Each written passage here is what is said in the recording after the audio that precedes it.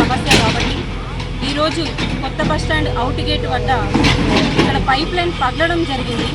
So దాని రీతినే 3 రోజులు త్రాగునీటికి అంతరాయం కలగనుంది కాబట్టి ఇక్కడ ఏఈ గారికి, మిషన్ భగీరథ ఏఈ గారికి కానీ సిబ్బందికి కానీ తొందరగా రిపేర్ అవ్వాలని ఆదేశించడం జరిగింది. ఎందుకంటే ఇంకా లేట్ చేస్తున్న కొద్ది లేట్ అవ్వడం జరుగుతుంది కాబట్టి తొందరగా పూర్తి చేసుకుంటే ప్రతి ఒక్కరికి నీరు తొందరగా అందించవచ్చు అని చెప్పేసి మేము ఇక్కడ ఆదేశించడం జరిగింది. తొందరగా పూర్తి చేసుకోవాలి రిపేర్ పనులు అని చెప్పేసి.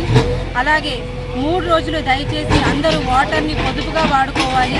ఎందుకంటే మీకు ఎవ్వరికి వాటరే ప్రధాన సమస్య కాబట్టి ఎవరైనా కొంచెం పొదుపుగా వాడుకుంటే 3 రోజులు మనకి అవసరాలు తీర్చుకోవచ్చు.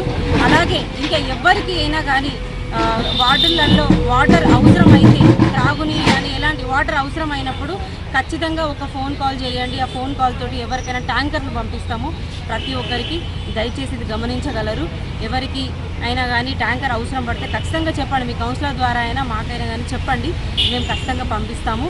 కానీ ఈ 3 రోజులు మాత్రం కొంచెం వాటర్ని పొదుపుగా వాడుకోండి. ఇంకా తొందరగా అయ్యేలా మేము చేస్తాము.